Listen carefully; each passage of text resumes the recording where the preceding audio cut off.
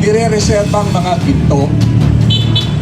Ginto po yan na minamandato na dapat merong reserve in case na magkaroon ng krisis, may ibebenta po ang central bank, ang ating gobyerno at tayo po ay magkapera. 25 tons po ang binenta nila agad. Ni hindi man lang kumuha ng approval o hindi man lang kumuha ng endorsement galing po sa House of Congress or sa Senado. Bago mo kasi gagalawin yung mga reserva ho natin, dapat may pahintulot po ang ating Kongreso at ang ating pong Senado. Alam niyo ba kung magkano halaga ng 25 tons na gold? 125 billion. Narinig niyo ho ba yun? Na nireport nila sa taong bayan? Tayo ho ay may mga edad na pong lahat. Maraming salamat po at nandito po kayo. Alam nyo ho, itong araw na to ay napaka-tensyonadong araw. Itong araw na po ito, nagkaroon po ng pagpaplano na babawiin ng mga senador yung ating majority leader. Ilang araw na po yan na talagang pinipressure nila, lahat ginamit na para takutin ang mga senador na 13 senador na ito yung majority natin ngayon, tatakot-takot na pananakot at harassment at kakasuhan ang bawat isa sa kanila. Kaya po, bilang pagsuporta dahil itong 13 senador po ito, dito ho tayo makakakuha ng hustisya. Yung flood control na skandal at iba't ibang skandal pa ay maiimbestigahan na ngayong pagkakataong ito. At yung impeachment po, sinasabi nila, kaya daw nagbago ang leadership na Senado dahil ayaw daw matuloy ang impeachment. Pero pinatunayan po ni Senate President Alan Cayetano na agaran niyang kinunbin ang Senado as impeachment board. Lahat po ay gagawin ng administrasyong ito para lang pagtakpan ang napakalaki nilang kasalanan. Mag-aapat na taon pa lang po si Bongbong Marcos.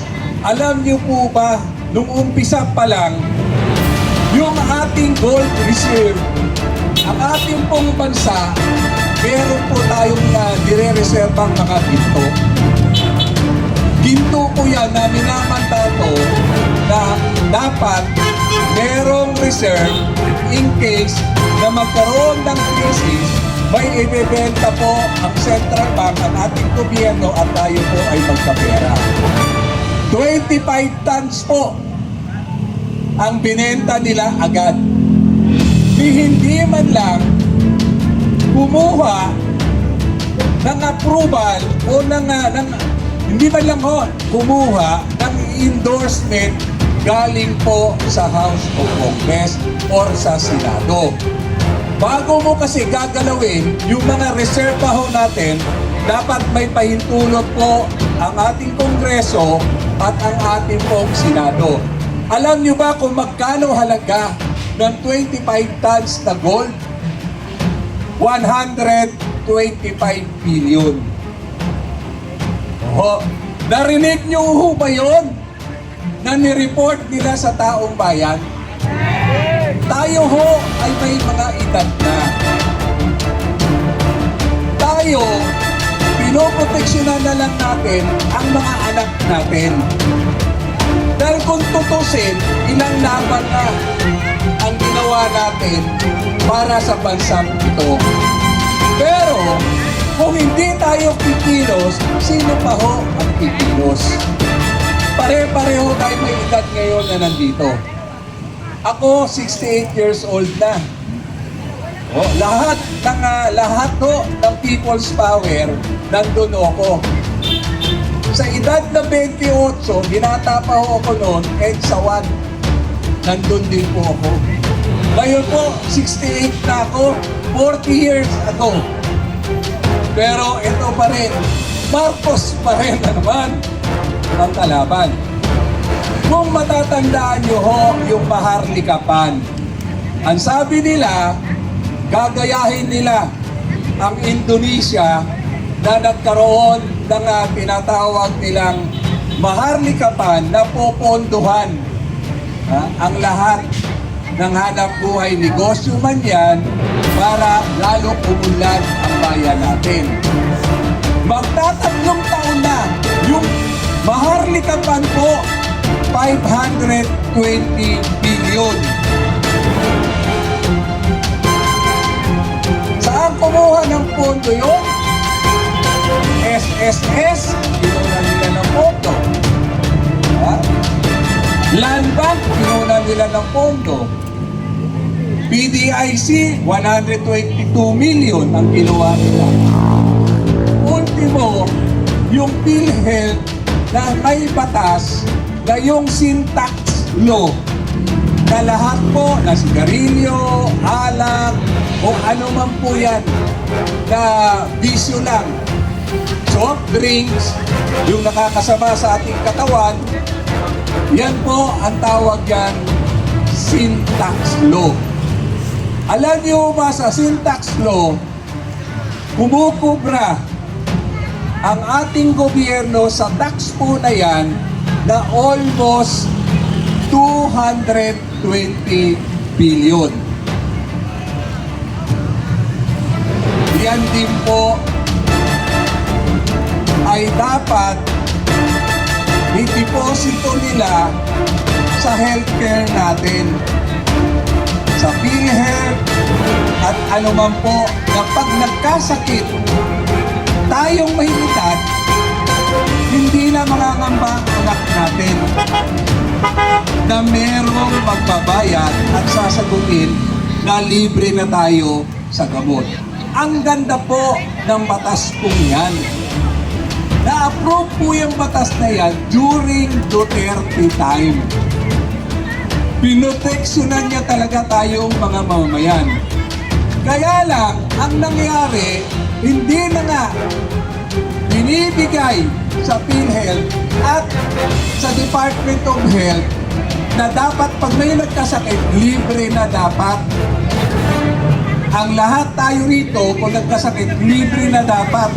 Imagine, almost 250 billion a year. Hindi na nga nila ibinibigay doon, pati yung pondo na natitira sa PhilHealth, kinuha pa nila 90 billion po yan.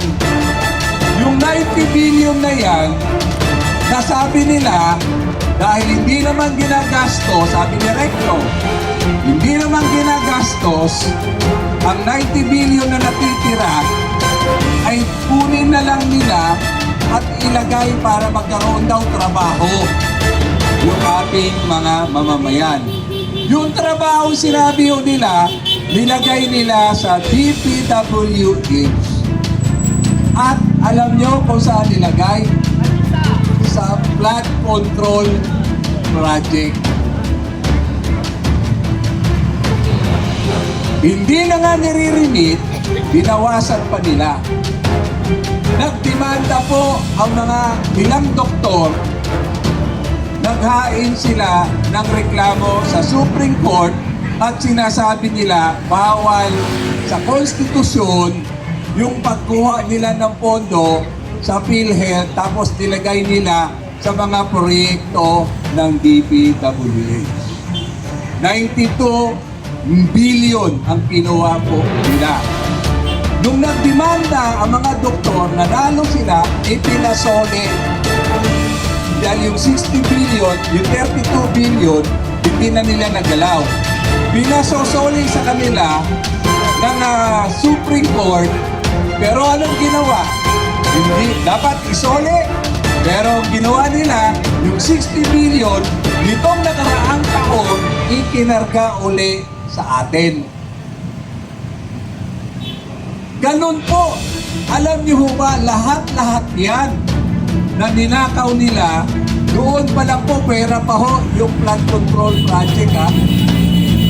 Yung kinuha ho nilang pondo na yan, 1.4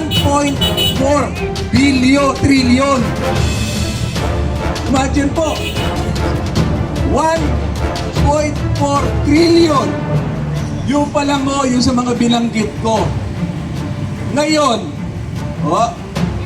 eto hong pondo nung nakaraang taon o nakaraang 2 taon, kinargahan na naman po nila. At yung mga kinarga nila, napunta lahat na naman sa GPWH. At sino ang nakinabang na naman?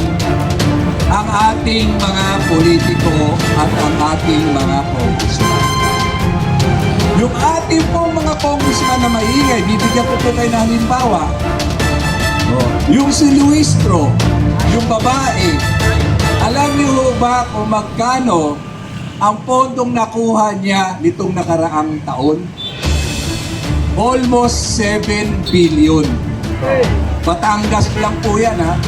Sinasabi ho ng mga congressman, hindi naman nadaan sa amin yan eh.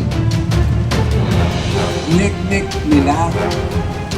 Kasi sa 7 billion, ang kinukuha ho nilang porsyento, 35%. Magkano ang 35% ng 7 billion?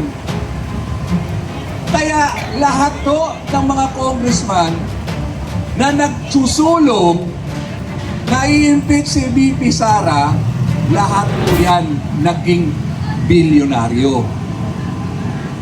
Dahil hinayaan din ni Presidente, ni Speaker Martin Romualdez at nung mga nakaraang Senate President,